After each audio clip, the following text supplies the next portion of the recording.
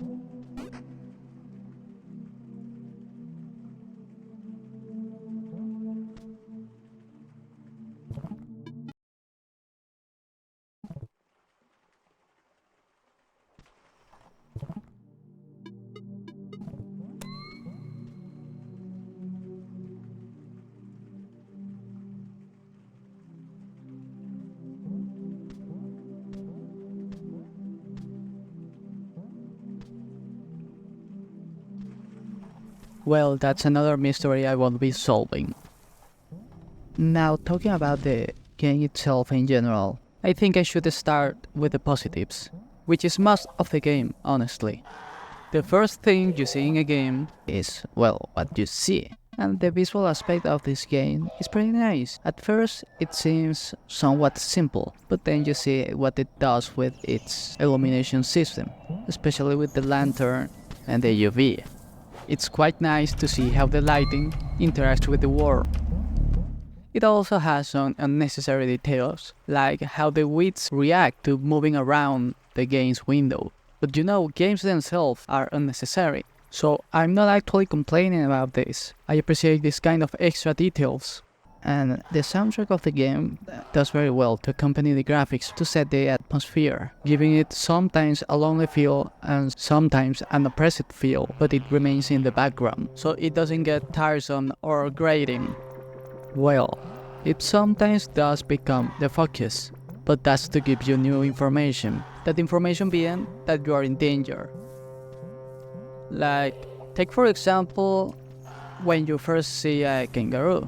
My first thought was, oh, a kangaroo. But then the music plays,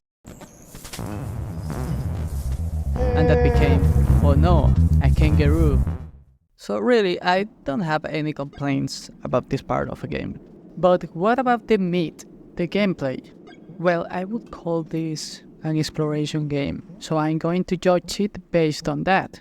Yes, it has platforming and puzzle, but I see them both as a vehicle and a challenge to overcome for the exploration, because discovery without some sort of friction isn't as rewarding, which is why you also have a choice in which direction to go. You can go one way, explore it partially, and then go another way, either because you got stuck or just because you felt like it. But the exploration here doesn't stop at the map. It also affects the way items are introduced, as in most games you would get some short explanation of what an item is for, but here you need to play with them to find out what you can use them for. And I think the way the map is laid out allows for people to figure this out without having that much trouble, so you can have a good idea of what you can do with an item without being spoon-fed. There is, however, one exception for this, and that's the frisbee. But you see, I am an idiot, so feel free to use this against me and these criticisms. The last time I played the game, I forgot to save, so I had to go back and grab the last couple of eggs again, and in that process, I was fooling around with the items while moving through the map, and that's how I happened to find out that you can actually ride the frisbee without first bouncing it off a wall or using a ceiling to push yourself down, which isn't intuitive, and you don't need it to progress, so it's not something the map pushes you to learn. The moment I realized that I could do this, I returned to the surface room, and after a few tries, I finally did it.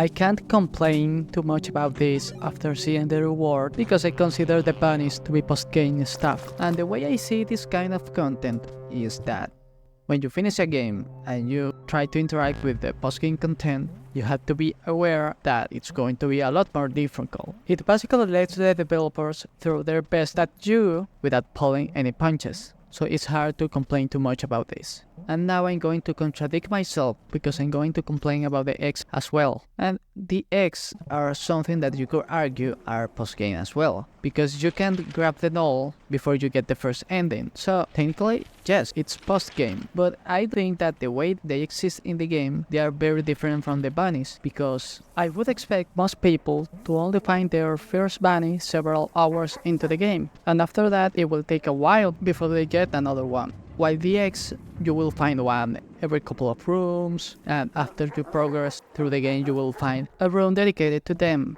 and you will see that there are a lot of them. So I would expect most people to be paying attention and grab them as they go. Not only that, but after you have a few and you return, you start unlocking things, which reinforces the fact that they are important. And every time you bring up the item menu, you will be reminded of the eggs. So the game eggs you on your egg hunt, and it's hard to just consider it a post-game thing. But what's my actual problem with the eggs?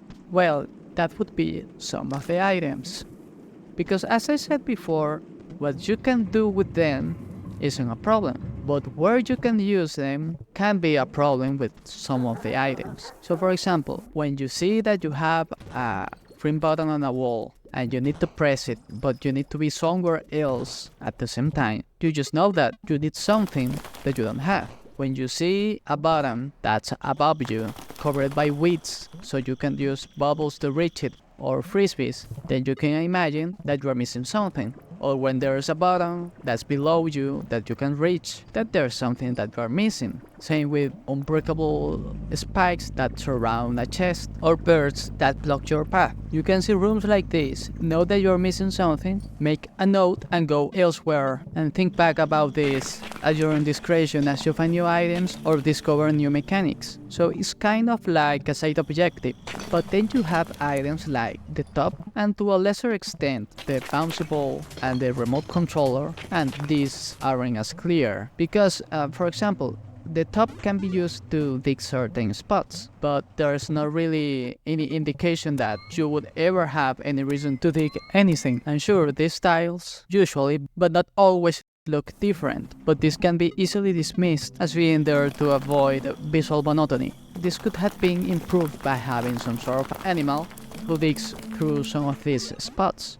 And that way, when you see a spot that looks similar, you can think that maybe there is a way to dig that spot. So when you get the top, you already have an idea where to use it. Another possibility would have been to make it so the tiles that the TNT destroys look like digging spots. That hint wouldn't be as clear as the animal, but you also avoid having to design, animate, and program a new animal. So it would be easier to integrate that into the game.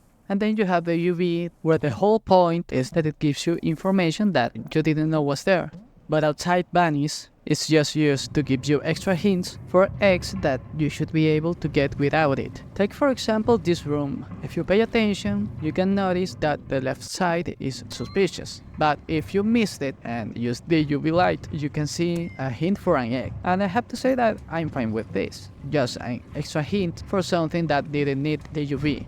The only exception I can think of is the turtle room. Usually the places where you can use the flute already have an animal, they have a pattern to follow, or have the windpipes. And this doesn't follow any of them, so without the UV hint, it would be hard to find this one. Then you have the bouncy ball and the remote controller, which have much more distinct graphical elements associated with them, but they are usually placed in rooms where it isn't clear that you're missing something or that what you're missing is related to them. So it's still easy to close over them, but not as easy as it is with the top. So I find that a few items affect the pacing of the exploration by having you revisit the whole map blindly to try and find things that you didn't even know you were missing.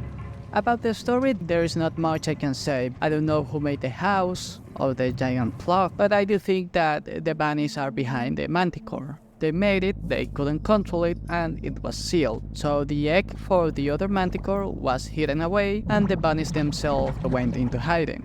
And well, the reason for making the manticore is likely a way to get out of the well, as you will just loop inside it, as the top connects to the bottom and left connects with right, which is likely represented by the torus, you know, the shiny donut that you use to return to the well after you get out. And what you do find outside the well is the bunnies that you interact with in the well, which is why I think they are related. But things like what we are, yeah, I have no idea.